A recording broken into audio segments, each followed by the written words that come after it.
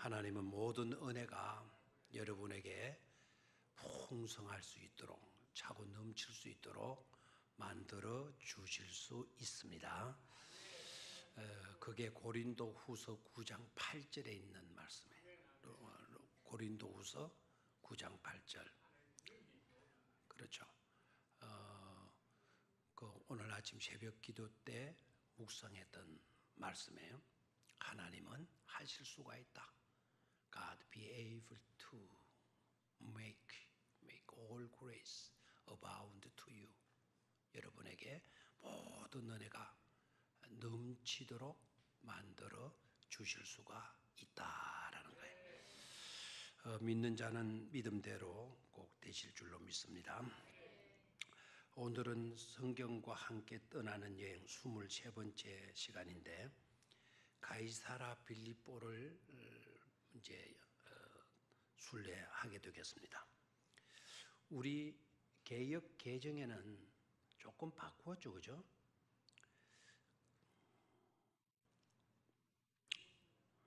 바꾸어지는지 모르겠나요? 예, 13절 한번 볼까요? 예수께서 빌립보 가이사랴 지방에 이르러, 개역 성경일 때는 가이사라 빌립보 했다가 이제는 빌립보 가이사랴 이렇게 바꿨어요, 순서를. 이래도 되고 저래도 됩니다. 이래도 되고 저래도 되는데 왜 개역 개정에서는 이렇게 바꾸었을까? 가이사라 빌립보 하면 좋은데 왜 이렇게 바꿨을까? 가이사라 빌립보가 원래는 정확한데 바꾸게 된 이유는 지중해 해변가에 가이사라 도시가 있어요. 가이사라. 그래 앞글자만 보면 지중해 해변에 있는 가이사라 도시인지 아니면 저 위쪽에 헬몬산 산자락 밑에 있는 가이사라 빌립보 도시인지 언뜻 구분들을 못하고 성도님들 가운데 혼돈하는 사람들이 너무나 많아가지고 아이고만 가이사라 해놓고 빌립보 가이사라 이렇게 되면 좀 더 구분이 되잖아요, 그죠? 그래서 개역 개정에서는 빌립보 가이사라 이렇게 번역을 했어요. 이해가 됩니까? 가이사라라고 하게 되면 지중해 해변에 큰 도시가 있어요. 그 가이사라 대단한 도시입니다. 해변 도시죠. 항구 도시죠, 항구 도시. 거기에서 지중해를 타고 유럽으로 빠져나가고 뭐 다 할 수 있는 그런 해변 도시입니다. 거기에 그 도시가 가이사라이고 우리가 생각하게 되는 빌립보 가이사라는 이스라엘 땅에서 가장 북쪽에 위치하고 있는 도시입니다. 가장 어디에 위치하는 북쪽에 위치하고 있는 도시입니다. 그래서 그 일대 지역은 딴 지역이 돼요. 딴 지역. 우리나라로 말하면 백두산. 제일 그럼 이스라엘 땅에서 남쪽은 어디냐? 우리나라로 말하면 한라산은 어디냐? 한라산은 어디냐? 보엘셰바예요. 보엘셰바. 알겠죠? 뭐라고요? 보엘셰바. 그 지역은 또 평원입니다. 평원. 굉장한 곡창지대입니다. 곡창지대. 물론 네게브 사막을 끼고 있어요. 사해 쪽으로 가면 그 지역은 사막에 네게브 사막이라고 해서 거기에는 식물들을 키울 수 없어요. 그런데 놀랍게도 지금은 그쪽으로 가게 되게 되면은요 사막 같지를 않습니다.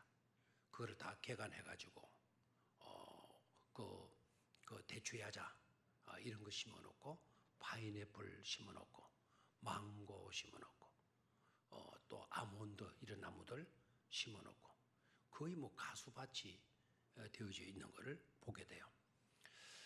자, 제일 북단에 있는 도시인데 이 도시는 헬몬산에서 내려오는 강물이 넘쳐나요. 그래서 나할 헤르몬, 나할이라는 말은 강이라는 말이고요. 헤르몬에서 눈 녹은 물이 내려와서 큰 강을 이루어요. 우리 강이라 해가지고 또 태화강, 뭐 한강 이런 식으로 생각하면 안 된다니까요. 아시겠죠? 어느 강 정도 생각하지 마라. 태화강 그 정도 생각하면 안 됩니다. 한강, 금강 이런 거 생각하면 된다 안 된다? 안 된다 이거죠. 안 된다. 지금 아마 이 지역에 물은 진짜 넘쳐나요. 한번 사진을 볼까요? 강이 나오는지 모르겠는데 이 판이라고 하는 이 도시, 가이사라 빌립보 도시가 어떠한지를 한번 보도록 하죠. 안 찾았나요? 안 찾아도 예? 건물이라도 보여줘요.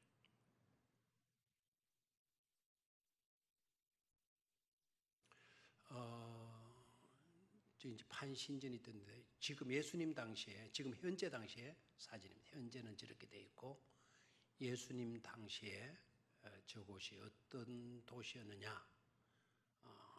판신이라고 하는 판은 자연신을 말해요. 자연신을 숭배하는 그런 신전이 있던 곳입니다. 자, 예수님 당시에 저런 신전이 저렇게 건축되어져 있었다. 저 신전 앞부분에 저곳을 우리 성지팀들은 반드시 저곳을 갔다 오게 되죠, 그죠?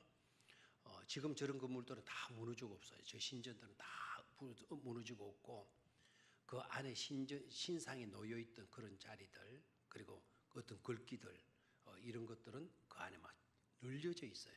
저 비탈 저 절벽 사이에 거의 다가 우리 왜 계곡 같은 데 가면은 무당들이 왜 그 뭡니까?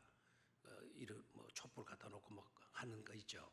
그런 거 비슷하게 되어져 있는 곳입니다. 바로 저 계단 돌층대 밑에가 바로 헬몬산에서 만년설 헬몬산에 늘 눈이 쌓여 있어요. 만년설이 이런데 2,800m가 되니까 해발 거기에서 눈이 내려가지고 그 눈 녹은 물이 바로 저 신전 앞으로 흘러내려가요. 그래 강이 흐르고 있으면 도시가 있겠다 없겠다. 강이 흐르면 도시가 있다 없다? 있다 하는 거예요. 도시는 항상 물을 끼고 있어요. 강을 끼어야만이 도회지가 가능한 거예요. 도시가 가능할 수 있는 거예요. 그래서 헤르몬 강, 헤르몬 산에서 눈이 녹아가지고 강물이 되어 넘치게 흐르게 돼요. 저는 지난번에 갔을 때 저기에서 민물개를 봤어요. 민물개 알죠? 민물개, 털 달린 개 있잖아요, 발에. 그 개를 봤어요. 그거 잡다가 욕도 좀 들었는데, 그거는 진짜 잡으면 안 돼요. 막 고기도 뭐 엄청나게 많고, 개가 이놈이 물속에 안 있고 도로 위로 올라가지고 기가는 거예요. 그럼 좀 잡으면 돼요, 안 돼요? 잡으면 되죠. 그건 진짜 내가 볼 때는 그 한 마리만 해도 우리나라 가지고 아마 2만 원 정도 안 받겠네 싶어요. 간장게장 2만 원 하잖아요. 그러니까 요거 가지고 와서 간장게장 하면 기차겠다 생각을 했는데 그 개, 이만큼한 개가 옆으로 가요. 그만큼 제 안에는 고기도 많고 물도 풍성한 그런 곳이에요. 자, 바로 그런 곳에 도회지는 건설이 된다. 그 도회지가 바로 뭐다? 파니아스라고 해서요. 옛날 현재 이름은 바니아스. 지금 이름은 뭐라고요? 바니아스. 그 옛날 이름은 바로 빌립보 가이사라입니다. 왜 빌립보 가이사라냐? 저 도시를 로마가 정복을 하고요. 로마가 정복을 하고 로마 황제의 이름을 붙이게 되는 거예요. 그때 당시 로마 황제가 누구냐? 가이사였거든요. 가이사. 그럼 앞에 또 빌립은 또 뭐냐? 빌립 가이사라. 빌립보 가이사라. 앞에 그럼 빌립은 뭐냐? 빌립은 분봉왕이에요. 로마가 그 땅을 정복을 하고 로마가 그 땅을 정복하고 그 도시를 정복한 사람이 장군이 황제에게 바치는 거예요. 그래서 그 곳 이름을 황제 이름을 집어넣어 주는 거죠. 그리고 그 지역에 분봉왕으로 임명을 받고 그 지역을 다스리는 분봉왕이 누구였느냐? 바로 누구였다고요? 빌립 왕이었다 이거죠. 그럼 빌립보는 빌립과 가이사 황제의 도시라고 하는 그런 이름을 붙인 거예요. 이해가 되겠습니까? 자, 지중해 해변에 뭐가 있다 그랬죠? 가이사라 도시가 있다 그랬죠, 항구가. 그럼 그 가이사라도 마찬가지. 로마가 정복을 하고 너무나 그 해변이 아름다우니까 그 지역을 누구께 바쳤다? 황제에게 바쳤다. 갈릴리 호숫가에 마을이 있어요. 디베랴라고 하는 마을이 있잖아요. 그 디베랴, 게네사렛, 긴네렛, 뭐 갈릴리, 뭐 이런 식으로 많이 이름을 붙이죠. 그 지역도 로마가 정복을 하고 디베랴라고 하는 이름을 붙여요. 그럼 디베랴는 뭐냐? 그것도 그때 당시에 그거를 정복했을 때 로마 황제가 가이사가 아니고 후대의 왕이어서 디베랴라고 하는 황제가 다스렸던 데예요. 그래서 그 지역은 누구 황제께 바친 거다? 디베랴 황제께 바친 거다라는 겁니다. 이해가 됩니까? 왜 그렇게 했겠죠? 왜 그렇게 했겠죠? 로마는 그만큼 조직력을 갖고 있는 거예요. 그만큼. 누구 중심으로? 황제 중심으로. 그래서 로마의 황제는 뭐와 같죠? 신과 같은 존재였다 이 말입니다. 신과 같은 존재. 그러면 가이사라, 빌립보 가이사라, 가이사라 빌립보 같이 혼돈하지 말고 그냥 똑같은 지역이다 생각하면 돼요. 빌립보 가이사라 이곳에도요. 로마 황제도 신으로 섬기고요. 그 다음에 판신이라고 하는 바니아스, 판신이라고 하는 신을 섬기는 도시예요. 알겠습니까? 그럼 이곳은 무슨 도시다? 하나님을 잘 믿는 축복된 도시입니까? 아니면 자연신으로 가득 차 있는 그런 도시입니까? 어느 도시? 그러니까 자연신, 우상신으로 가득 차 있는 그런 도시였다라는 거예요. 근데 그곳으로 누가 가요? 예수님께서 그 지역으로 가는 거예요. 예수님 혼자 가셨습니까? 아니죠. 제자들과 함께 그곳으로 가요. 자, 그럼 그곳은 어느 정도 떨어져 있는 곳이냐? 갈릴리 호수에서 북쪽으로 쭉 40km 정도 가게 되면 바로 이 가이사라 빌립보 지역이 나와요. 몇 킬로? 40km인데 적어도 이 도시까지 저기까지 가려고 하면 이제 버스로 이제 올라가야 되잖아요. 40km인데 왜 그렇게 멀리 느껴지는지 몰라요. 40km밖에 안 되는데 근데 한나절 걸려요. 한나절 거기 갔다 오면 거의 한나절이 다 가버리고 말아요. 그래서 성지는 볼 것도 많은데 굳이 저거 하나 보려고 저기까지 가지 않는 팀들이 굉장히 많아요. 다른 거 볼 거 많은데 왜 저기까지 가서 한나절을 이렇게 다 소비해야 되느냐. 그래서 저기를 방문을 안 해요. 우리 교회는 그래도 간다 안 간다? 간다라는 거예요. 조금 이따 말씀을 드리겠어요. 자, 40km 정도 떨어진 곳이죠. 자, 울산으로 말하면, 우리 교회로 말하면 40km 지점이 어디쯤 되느냐? 어디쯤 되는지 기억해요? 한번 계산해 봐요. 어디까지? 경주 톨게이트까지가 42km예요. 야, 목사님 어떻게 그런 것까지 다 아냐? 좀 놀래주고 감탄해주면 안 좋아요? 에? 여기에서 그 경주 톨게이트까지가 정확하게 몇 킬로요? 42km. 42km. 물론 가다가 주유소에 기름 넣고 가면 또 더 들릴 수도 있어요. 그러니까 톨게이트까지가 42km. 42km. 그러면은 갈릴리 호수에서 갈릴리 가브나움 지역에서 이 가이사라 빌립보까지 그렇게 멀지 않죠. 톨게이트까지니까 우리 같으면 얼마만 가요? 경주 톨게이트까지 뭐 한 40분이면 충분히 가잖아요. 40분 안 그래요? 40분 안 걸릴 수도 있어요. 40분 뭐 한 30분 정도 차만 안 밀리면 충분히 갈 수 있는 거래요. 그런데 여기 가면 한 2시간 반 정도 가야 돼요. 그래 이스라엘 땅이 교통이 우리나라보다 좋다 안 좋다? 절대로 안 좋습니다. 좋을 수가 없어요.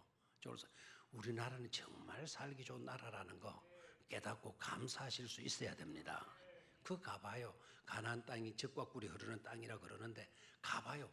어디 젖이 있고 어디 꿀이 있어요. 에? 그런데도 그 사람들은 그 땅을 축복된 땅이라고 믿고 있어요. 아멘입니까? 왜 그런 줄 알아요?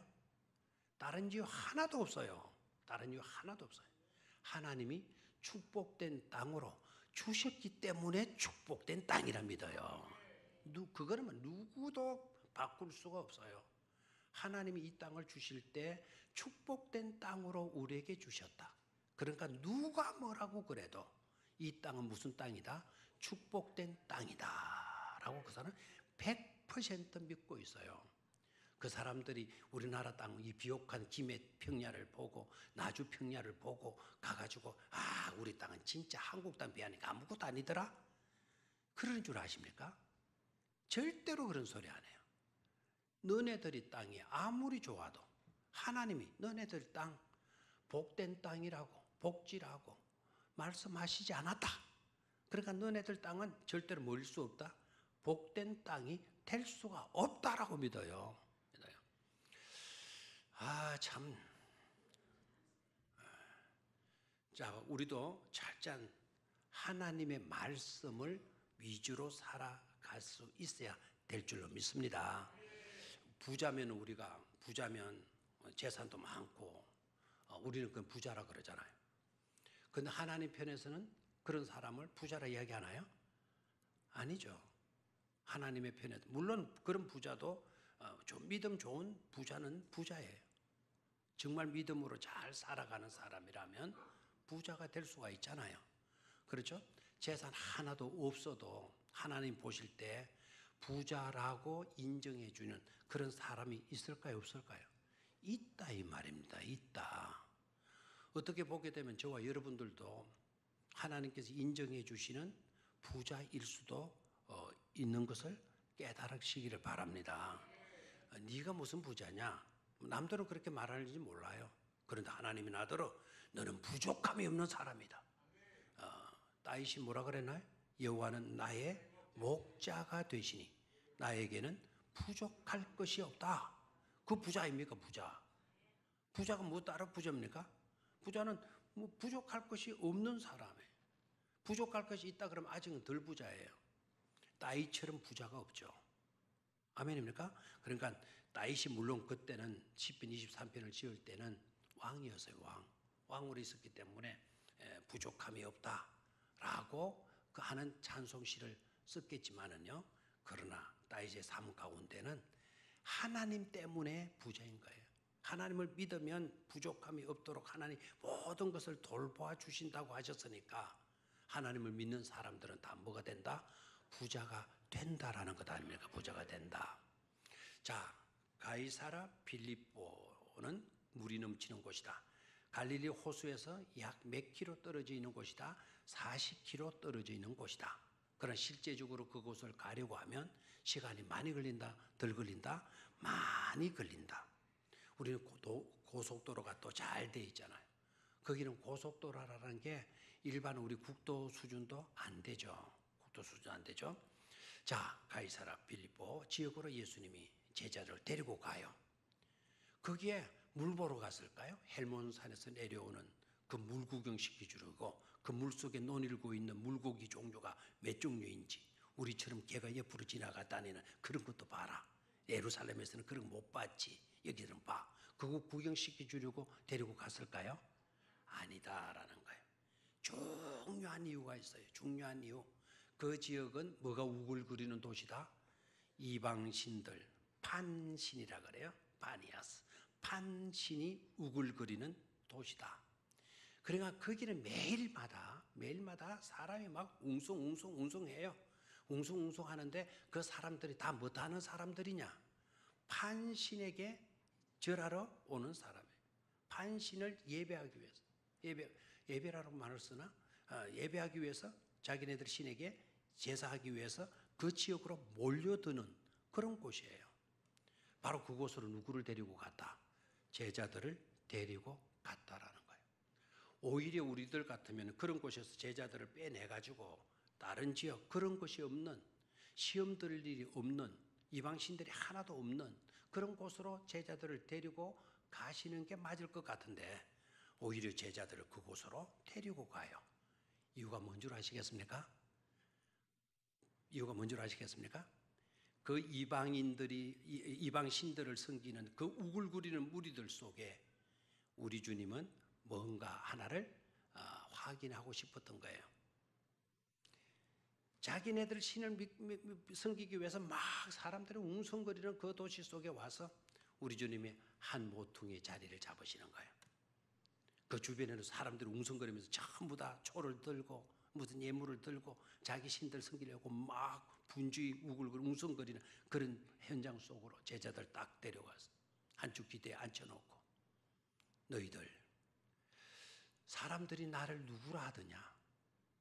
사람들이 인자를 누구라 하더냐? 라는 중요한 질문을 던지죠. 그죠? 그렇죠? 그리고 이제 이러쿵저러쿵 대답이 나와요. 그 다음 중요한 질문이죠. 그러면 너희는 나를 누구라 하느냐? 너희들에게 있어서 나는 누구냐? 라는 질문을 던지잖아요. 그렇죠? 그랬더니 대뜸 누가 대답하죠? 베드로가 딱 대답을 해요. 주는 그리스도시요 살아계신 하나님의 아들이십니다. 라는 대답을 하게 돼요. 자, 그러면 여기서 생각할 수 있죠. 이 수많은 사람들이 이방신들을 섬기는 그 현장 속에서 너네들은 나를 누구라고 여기고 있느냐? 하나의 중요한 질문을 그들에게 던지고 있어요. 무슨 질문? 중요한 질문. 여러분, 질문이 우리가 살아가면서 질문이 많아요, 안 많아요? 수 없는 질문들이 있어요. 그 수많은 질문들에 대해서는 여러분, 알면 대답하면 되고 모르면 모른다고 대답하면 돼요. 그런데 수많은 질문들 가운데 중요한 질문은 딱 한 가지 있어요. 딱 한 가지. 예수님의 질문, 거기에서 던졌던 예수님의 질문에 대해서는 묵비권해서도 안 돼요. 몰라서도 안 돼요. 다른 대답해서도 안 돼요. 예수님이 제자들에게 던지셨던 그 질문은 반드시 뭐 해야 된다? 대답해야 할 질문이다. 반드시 뭐 해야 될 질문? 반드시 대답해야 할 질문이에요. 그것도 개인적으로 대답해야만 하는 질문이에요. 다른 사람이 대신해 줄 수 있는 질문이 아니다라는 거예요. 안 해도 되고, 안 해도 되고, 뭐 해도 되고, 그런 성질의 것이 아니다. 또 내가 모르면, 내가 귀찮으면 다른 사람, 우리 어머니가, 우리 아버지가, 뭐 남들이 친구가 대신해 줄 수도 없는 질문을 바로 예수님이 그곳에서 하시게 되죠. 됐습니까? 사람들이 나를 누구라고 하더냐? 거기까지는 좋아요. 모르면 모르는 대로 있어도 돼요. 사람들이 예수님에 대해서 말하는 것을 못 들었으면 못 들었다고 대답하면 돼요. 그런데 그 다음에 질문이죠. 너희는 나를 누구라고 하느냐? 너희는 나를 누구라고 하느냐? 자, 15절을 봐요. 15절. 이르시되 너희는 나를 누구라고 하느냐? 너희는 나를 누구라? 밑줄을 다 끊어야 되겠죠? 너희는 나를 누구라고 하느냐? 너희는 나를 누구라고 하느냐? 이 질문은 해도 되고 안 해도 되는 질문이다. 해도 되고 안 해도 되는 질문이다. 몰라도 되는 질문이다. 다른 사람이 대신해 줄 수 있는 질문이다. 아니다는 거예요. 누가 해야 돼요? 반드시 해야 될 질문이고요. 답을 반드시 해야 될 질문이고요. 개인적으로 대답해야 할 질문이고요. 반드시 알고 분명한 대답을 해야만 하는 뭐다? 질문이다라는 것을 우리는 깨달아야 되겠어요. 아멘입니까? 자, 이 질문은요. 이와 같은 비슷한 질문은 성경에서 예수님이 공생에 들어가셨을 때 반복되고 있는 질문이었어요.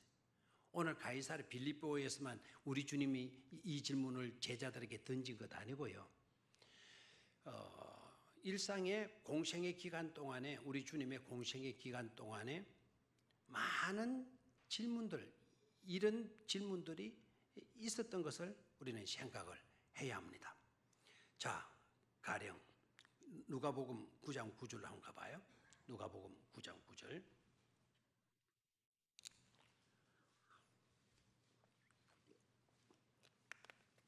누가복음 9장 9절. 찾았습니까? 누가복음 9장 9절. 자, 목소리를 같이 읽어볼까요? 못 찾았거나 읽으실 때 잘 들으시면 되겠어요. 시작. 헤롯이 이르되 요한은 내가 목을 베었거늘 이제 이런 일이 들리니 이 사람이 누군가 하며 그를 보고자 하더라. 이 사람이 누군가 하며 그를 보고자 하더라.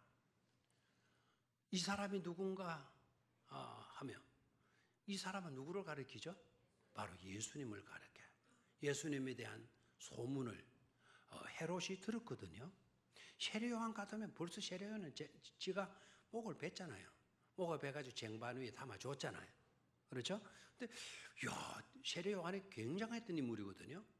근데 지금 이 예수가 행하는 일들이 굉장한 거예요. 그러니까 소문에 들은 그 사람이 도대체 누구냐?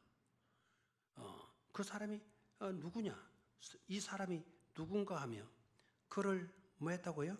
내가 보고자 한다. Then who is this? 이 사람이 도대체 누구냐? 헤롯이 이 사람이 누구냐? 이분이 누구냐? 라고 질문했죠. 예수에 대한 질문을 하고 있는 것을 보게 돼요. 또 성경을 볼까요? 마태복음 8장 27절. 마태복음 8장 27절. 마태복음 8장 27절.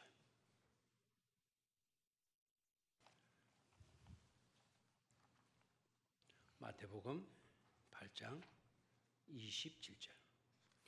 자, 이 내용도 여러분 딱 읽으면 벌써 내용을 알고 있는 내용이었을 거예요. 그걸 알고 있다고 해서 지나가면 안 되죠. 알고 있는 내용인데 오늘 딱 지적하게 되면 우리가 많이 읽었던 본문이지만 그냥 스쳐 지나가 버렸다는 것을 깨닫게 되죠. 마태복음 8장 27절을 봅니다. 그 사람들이 시작. 그 사람들이 놀랍게 여겨 이르되 이가 어떠한 사람이기에 바람과 바다도 순종하는가 하더라. What kind of man is this? 어떤 종류의 사람인가 이가? 이분이 어떤 종류의 사람인가? 막 놀랍게 여기면서 막 말하는 거예요. 이분이 도대체 어떤 사람인가? 어떤 종류의 사람인가? 그러기래 바람과 바다도 뭐 한다? 순종한다. 이가 누구냐? 어떻게 된 분이냐? 누구를 가리키고 하는 말이죠? 예수 그리스도. 당신은 누구냐? 이분이 누구냐라는 질문을 던지고 있는 것을 보게 돼요. 그 외에도 보게 되면 바리새인들과 서기관들이 예수님을 직접 찾아와서 예수님에게 직접 질문한 내용도 있죠. 이 사람이 무슨 권세로 이런 일을 하는가? 이 사람이 무슨 권세로 이런 일을 하는가? 이 사람이 도대체 누구인가? 라는 질문을 던져왔어요. 그래서 예수님이 너희는 나를 누구라 하느냐라는 이 질문을 오늘 처음 던지게 아니에요. 이런 질문은 여러 번 있어 왔다. 그런데 구체적으로 예수님이 직접 제자들에게 너희는 나를 누구라 하느냐? 누가 질문해요? 예수님이 직접 누구에게? 제자들에게 너희는 나를 누구라 하느냐? 라는 질문을 던지게 되는 것을 보게 됩니다. 자, 그러면 이 질문은 대답해도 되고 안 해도 되는 대답이다? 모른다고 하면 되는 대답이다? 질문이다? 아니다. 다른 사람이 해도 되는 질문이다? 아니다. 누가 해야 된다? 반드시 해야 되고 반드시 누가 해야 된다? 내가 해야 된다. 내가 하되 엉뚱한 대답하면 안 된다. 정확한 대답을 할 수 있어야 된다라는 것이죠. 그죠? 자, 사람들이 나를 누구라 하느냐? 너희들은 나를 누구라 하느냐? 이 질문. 우리 주님께서 이 질문을 던진 동기가 뭘까요? 왜 이 질문을 던지셨을까요? 단순히 사람들의 여론을 들어보기 위해서, 사람들의 반응을 좀 알아보려고, 아니면 정보 수집을 위해서 이 질문을 하셨을까요? 아니다라는 거예요. 이 질문은 너무나도 중요한 질문이 아닐 수가 없어요. 이방 신들을 섬기려고 우글거리는 그 현장 속에 너네들은 과연 내가 누구라고 알고 있냐? 주는 그리스도시요 살아계신 하나님의 아들입니다. 수많은 사람들이 다른 이방 신들에게 미쳐 있을 때, 거기에 빠져 있을 때, 그런 현장 가운데서도 너희들은 나를 하나님의 아들로 믿느냐는 질문 아닙니까? 아멘입니까? 완전 불신앙의 세계 가운데서 여러분의 집안이 여러분만 믿는 사람이라고 한다면, 여러분만 믿어요. 여러분 식구 중에, 가족 중에 여러분만 믿어요. 근데 신방을 갔어요. 신방을 가는데 이 집에서 당신만 예수님을 믿느냐라고 질문을 하면 어떤 사람들은 부끄러워요. 눈치를 봐요. 부모들 눈치를 보고 형제들 눈치를 봐요. 그래도 대답이 얼마 부를 때가 없잖아 있어요. 왜냐하면 부모가 있어가지고. 지금이야 이제 종교 자유가 있어가지고 부모들이 뭐 반대 많이 못 하잖아요. 지금은 개인 인권도 많이 보장이 되고 해서. 옛날에는 안 믿는 유교 집안이나 불교 집안에서 예수 믿기가 쉬웠어요? 어려웠죠. 그 가운데서 네가 나를 믿느냐? 당신은 예수를 믿느냐?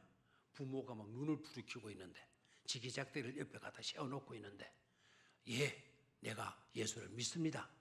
이렇게 대답하기 쉽다, 어렵겠다? 어렵겠다라는 거예요. 어렵겠다. 지금 이 현장이 어떤 현장이라고요? 판우상 앞에 가서 절하는 사람들 막 쇠가리 빽가를 몰려오는 그 현장 속에 너네들은 나를 누구라 하느냐? 질문하는 거예요. 그런 상황 가운데서 나를 구주로, 나를 하나님의 아들로 고백할 수 있는 믿음이 있느냐라는 거예요. 이걸 확인하기 위해서 예수님께서 누구를 데리고 갔다? 제자들을.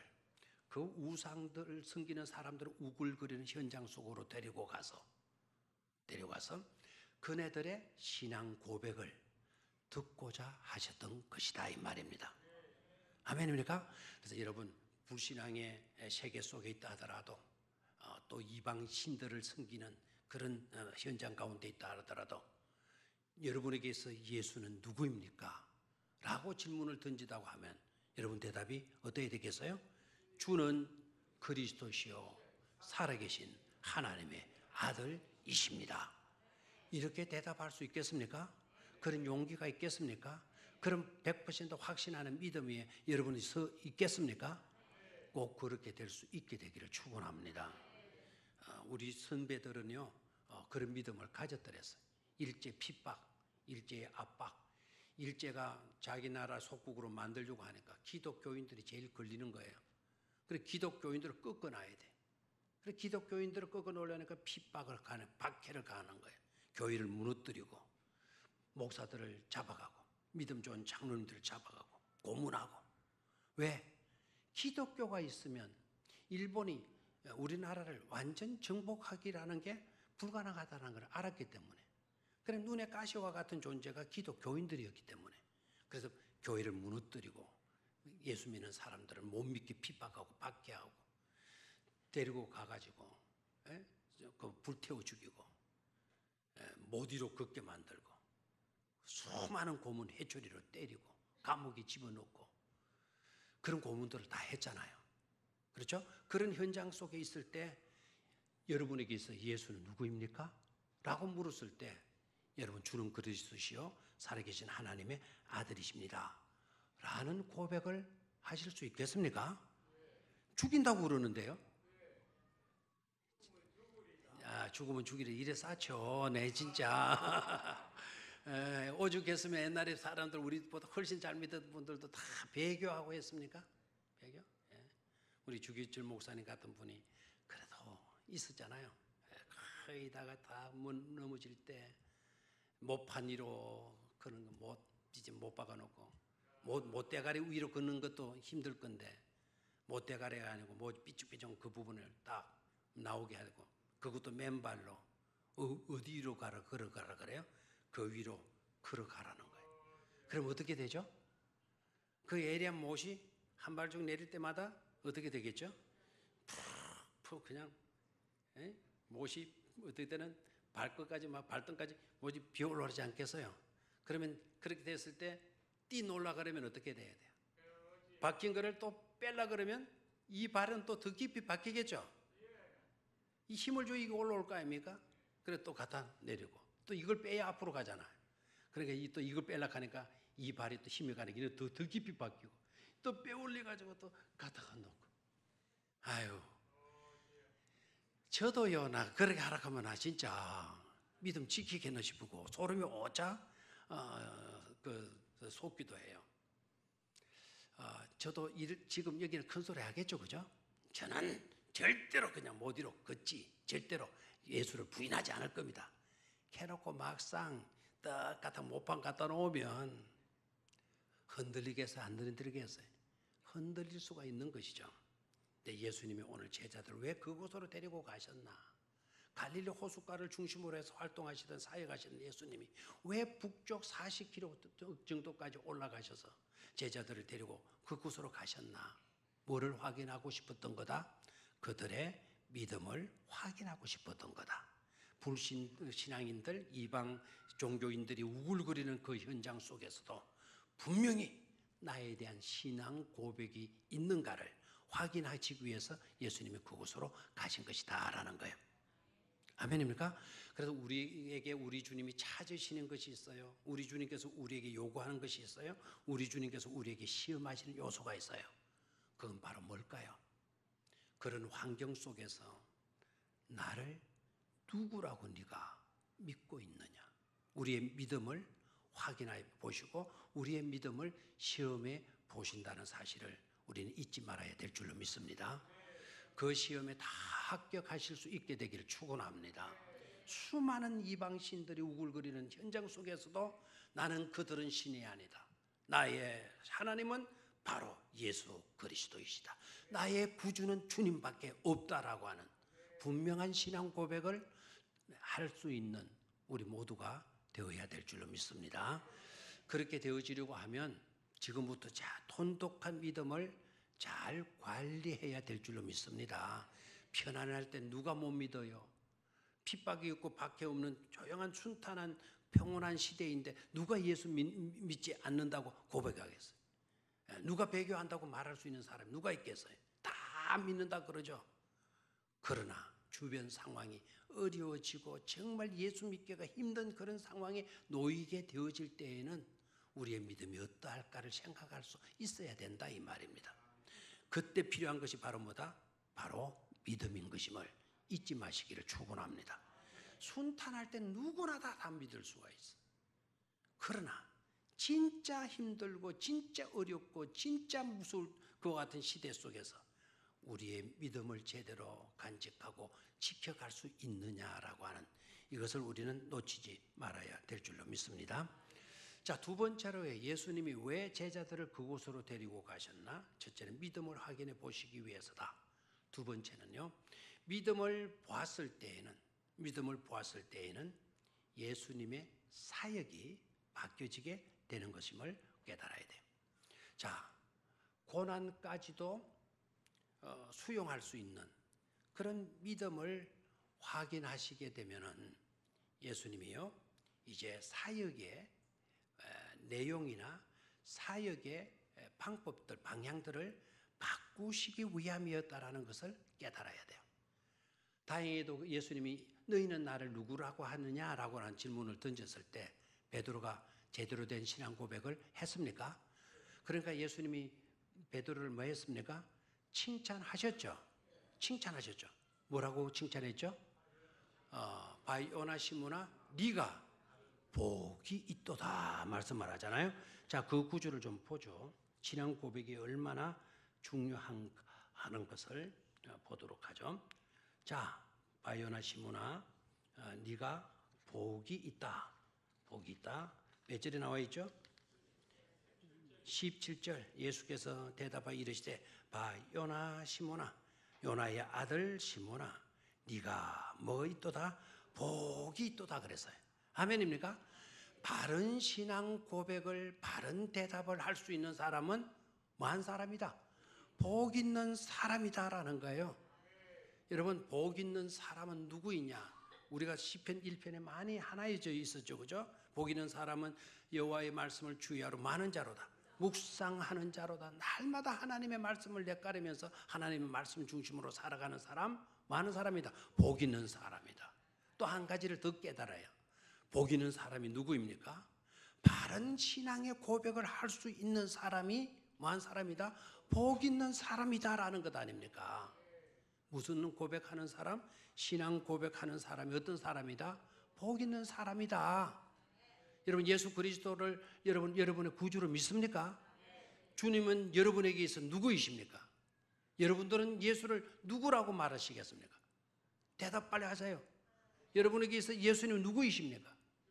주는 그리스도이시요 살아계신 하나님의 아들이십니다. 아멘. 여러분이 그렇게 고백하셨습니까? 그럼 여러분들은 다 뭐한 자예요? 복된 자라 이 말입니다. 복된 자.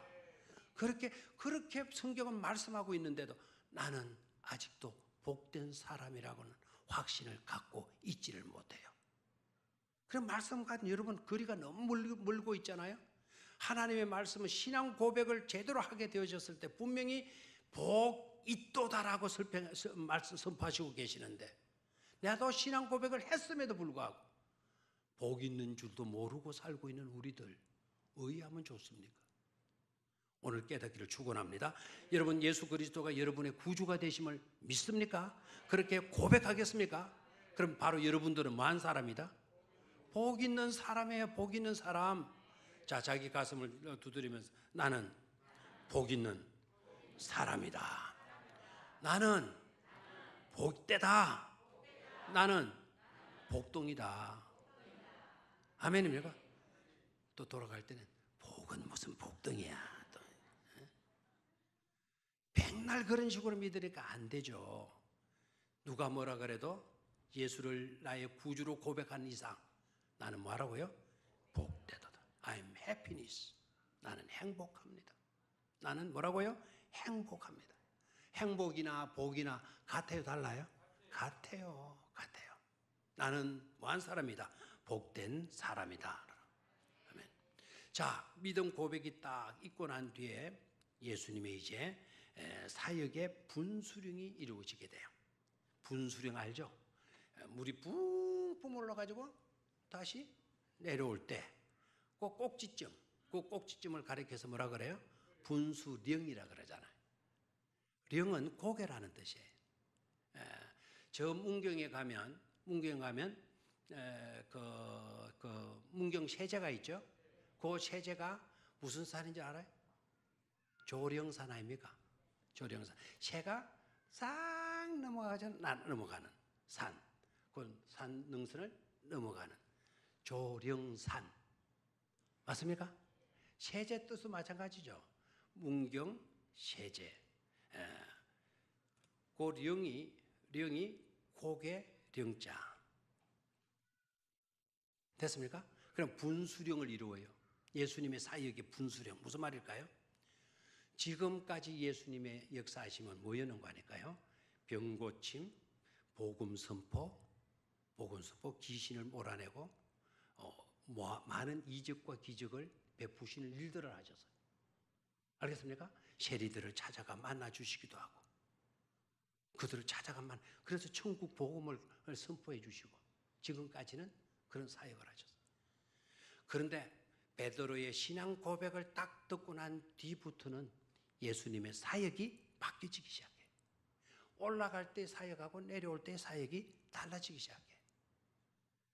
어떻게 달라지느냐? 이제 고난에 대한 설교가 나와요. 무슨 설교? 고난에 대한 설교. 십자가 설교가 나와요. 죽음에 대한 설교가 나와요. 부활에 대한 설교가 나와요. 아시겠습니까? 뭐를 들으시고? 신앙 고백을 들으시고 믿음이 있다라는 것, 믿음이 제자들의 10년 가운데 믿음이 자리 잡았다라는 것을 아시고 이제 됐다. 지금부터는 무슨 설교하신다고요? 고난, 십자가, 죽음, 부활에 대한 설교로 바뀌어지게 돼요. 아멘입니까? 그러니까 지금까지 우리 주님이 사역하신 내용은 수많은 이적들을 행하셨어요. 병자들을 고쳐주셨어요. 천국 복음을 선포하셨어요. 그 목적은 어디에 있냐? 믿음을 우리에게 있게 만들어 주시기 위한 사역이었어요. 믿음을 키워주는 사역이었어요. 자, 가이사라 빌립보 베드로의 신앙 고백이 있고 난 뒤에 예수님의 설교는 이제 바로 뭡니까? 우리의 죄에 대한 문제를 해결해 주시기 위한 내용으로 이어지는 것을 보게 되죠. 아멘입니까? 그 믿음 보시고 이제는 십자가를 설교해도 되는 거예요. 고난을 설교해도 믿음이 있으니까 고난의 설교도 받아들이게 되어지는 것이죠. 죽음에 대한 설교도 가능할 수가 있게 됐고, 그러나 부활이라고 하는 영광됨으로 제자들에게 큰 은총을 끼쳐주는 사역으로 바뀌어지지 않습니까? 자, 뭐를 기점으로 해서 그렇게 된다? 신앙 고백을 기점으로 해서 그렇게 달라지게 되는 것을 보게 돼요. 자, 저를 봐요. 사역의 분수령과 역사의 분수령이라고 하는 말과는 차이가 나요. 역사의 분수령, 예수님이 이 땅에 딱 오시게 되면서 역사의 분수령이 생기게 되죠. 그게 바로 뭐죠? 그렇죠. BC와 AD로 바꾸죠. Before Christ, Anno Domini로 바뀌잖아요. 그죠? 딱 분수령이 돼버리잖아요. 구약의 역사와 신약의 역사, 예수 이전의 역사와 예수 이후의 역사라 딱 나눠지게 되죠. 그게 바로 뭐라고요? 분수령이에요. 역사의 분수령. 예수님이 오셔서 3년 동안 사역을 하셔요. 사역의 분수령의 그 시점이 어디냐? 기점이 어디냐? 바로 가이사라 어디라고요? 빌립보였다라는 거죠. 아멘입니까? 그래서 중요한 것이 바로 뭐죠? 신앙 고백이다라는 거예요. 신앙 고백이다. 아멘. 주는 나에게 있어서 뭐가 되시고 그리스도가 되시고 그리고 하나님의 아들이 되십니다. 살아계신 하나님의 아들이십니다라는 이 고백이 너무나도 중요한 고백이 아닐 수가 없습니다. 한 가지 분명히 깨달으시고 시간이 좀 많이 갔네요. 한 가지, 많이는 안 가서 아직 5분밖에 안 갔으니까 한 가지 딱 깨달아요. 우리가 신앙 고백이 중요하다 그랬는데 왜 중요하냐? 내가 고백함으로써 예수는 우리의 구주가 되시는 겁니까? 아멘입니까? 잘 하셔야 돼요. 내가 고백해야만이 예수가 우리의 구주가 되십니까? 우리가 고백 안 하면 예수님 우리의 구주가 될 수가 없습니까? 구주가 아니십니까? 예수님은 구주이셔요. 우리가 고백하건 우리가 고백하지 아니하건 예수님은 살아계신 하나님의 아들이셔요. 그러나 고백이 없으면 그 살아계신 하나님과 우리와의 관계는 아무것도 없는 거예요. 그래서 불행한 거예요. 그래서 신앙 고백이 중요하다 이 말입니다. 내가 고백한다고 해서 예수가 고백했기 때문에 비로소 우리의 구주가 되시는 것 안에 이미 예수님은 모든 인류의 구세주예요. 그러나 그 구세주이신 예수님을 내가 받아들이느냐 받아들이지 않느냐는 문제는 신앙 고백에 달려 있다 이 말입니다. 그 예수님 구주이신데 내가 신앙 고백을 못함으로 그 구주를 우리가 우리의 구주로 모시지 못한다고 하면 우리는 그 인생은 그야말로 끝장난 인생이 되고 마는 것 아닙니까? 맞죠? 영원 지옥으로 떨어질 인생이 되고 마는 것이니까. 그래서 다른 것 다 제쳐두고 정말 예수 그리스도는 우리의 뭐가 되신다? 구주이시다. 아멘입니까? 구주이시다. 그리스도라고 하는 말과 히브리어의 메시아라고 하는 단어는 똑같아요. 히브리 사람들이 지금 유대인 사람들이 메시아 오기를 기다리고 있죠. 그 메시아라고 하는 헬라어가 바로 그리스도예요. 그리스도. 그러니까 주는 그리스도시요 메시아이시요 우리를 구원해 주실 분이시요 살아계신 하나님의 뭐라고요? 아들이십니다라는 이 고백 우리가 분명히 고백될 수 있도록 여러분들의 믿음을 잘 관리하시고 지켜갈 수 있게 되기를 주의 이름으로 축원합니다.